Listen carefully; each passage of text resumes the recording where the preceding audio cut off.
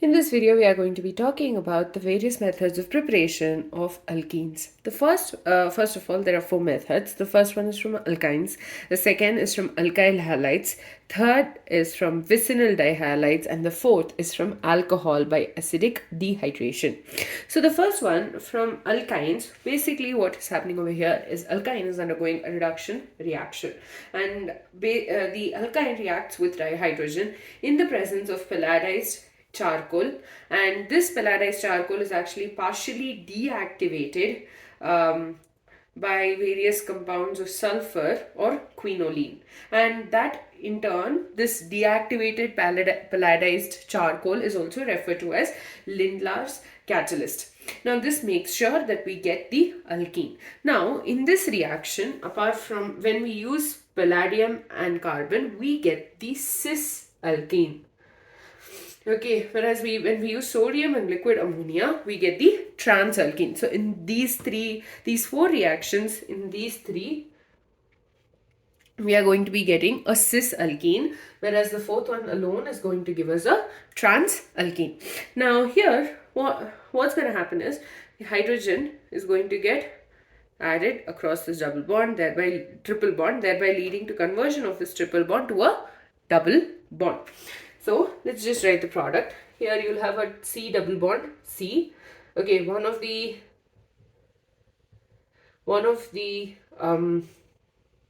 substances which the carbon atoms each attached to is R, and since we are going to get a cis product, both the R groups will be attached on the same side, whereas the hydrogens are going to be on the other side. Now in this case, we have taken ethyne. Ethyne is going to give us ethene. And here we will not be considering cis and trans because you have two hydrogen. All four of hydrogen atoms, so there's no difference. Next is a propyne molecule. Here the hydrogen atom is going to get added, and here of course we are going to have two different types of products formed, and to be honest, you don't learn that right now, but there's another nomenclature that denotes the presence of different groups. Like suppose R and R dash are different, and suppose these hydrogens are also different from each other. There are certain rules that assign such geometrical isomers also their names, so it could so you don't learn that right now, but just for you to know that. So here also we are going to be getting a propene molecule. Now, in case of this one, you have sodium and liquid ammonia. In the presence of these two, we are going to get a trans isomer as a product. So the trans isomer would be, first of all, double bond, carbon double bond. Now, the two R groups are going to be on the opposite sides of the double bond, and we are going to add in the hydrogen atoms. So from alkynes, alkyne is undergoing a reaction with dihydrogen in the presence of palladium, and we basically use in the palladized charcoal in the presence of some amount of poison like sulfur or quinoline compounds. So these are known as, so this partially deactivate poisoned palladized charcoal is called as Lindlar's catalyst. Now here, when we do it only in the presence of palladized charcoal, we are going to get the cis product as a product, whereas when you're doing it in the presence of sodium and liquid ammonia, we are getting the trans product. Next one is from alkyl halides. So alkyl halide is the one which has an halide atom in the molecule. So what happens is, over here, first of all, this carbon to which the halogen atom is attached to is referred to as alpha carbon, whereas the one beside it is called as a beta carbon. So what happens over here is, from the alpha carbon, the X and the H gets removed, whereas from the beta carbon, we have the elimination of the hydrogen atom. From the alpha carbon, we just have the elimination of the halogen, and from the beta carbon, we have the elimination of the hydrogen atom. So this is also referred to as beta elimination. So basically you have the elimination of a H and an X, and that's from hydrogen is going to be from beta, whereas the alpha is going to lose the halogen atom. So this X can be chlorine, bromine, or even iodine. And so the the product that will be formed is going to be C double bond C H, and you have the loss of HX. So HX is getting removed. Okay.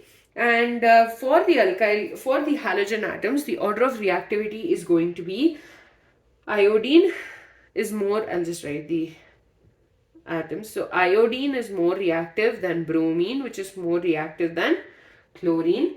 And also in case of alkyl groups, you have the primary carbon atom more reactive than the tertiary carbon atom more reactive than a secondary carbon atom than a primary carbon atom. So from alkyl halides, it's undergoing an beta-elimination reaction. The reason we call it beta-elimination reaction is because the beta carbon is losing a hydrogen atom and the alpha carbon loses the halogen atom. The halogen can be an iodine, or it can be bromine, or it can be chlorine. So iodine is more reactive than bromine, which is more reactive than chlorine. And in case of the alkyl groups, tertiary is more reactive than secondary, which is more reactive than primary.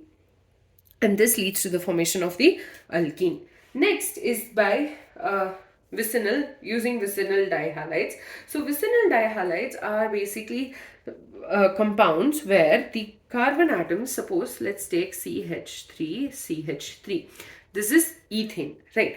Now, when one of the hydrogen atoms in both the carbon atoms is replaced by a halogen, this is a vicinal dihalide. Vicinal dihalide has two halogen atoms, as the name suggests, dihalide. And the reason we call it vicinal is because both of these are attached to adjacent carbon atoms. So what happens in this reaction is both of these are going to get removed.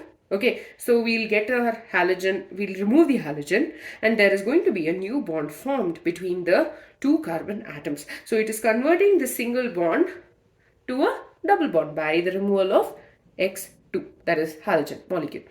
And it won't come out as halogen molecule. Anyways, vicinal dihalide is reacting with zinc to give us alkene as well as zinc halide. So in this reaction, there is a removal of the halogen. So it is called as dehalogenation reaction. The previous one is also referred to as dehydrohalogenation because there is a loss of a hydrogen atom as well as a halogen atom. In this case, it is called as dehalogenation because there is a loss of halogen atoms. So here what will happen is these two bromines are going to get kicked out and you are going to get CH2 double bond CH2 plus ZnBr2. Now similarly in this case also you will be removing these two bromine atoms, right, and we will be getting CH3 excuse me, CH and a CH3.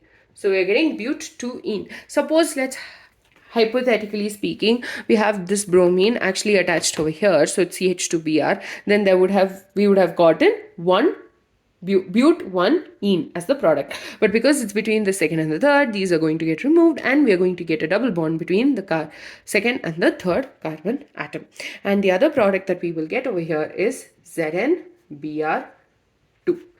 Next is from alcohol by acidic dehydration reaction. So alcohols are going to undergo a reaction in the presence of sulfuric acid and concentrated sulfuric acid and heat to give us an alkene and water.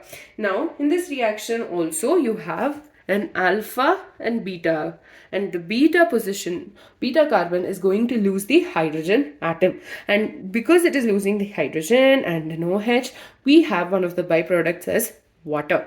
So the product is going to be double bond CH2.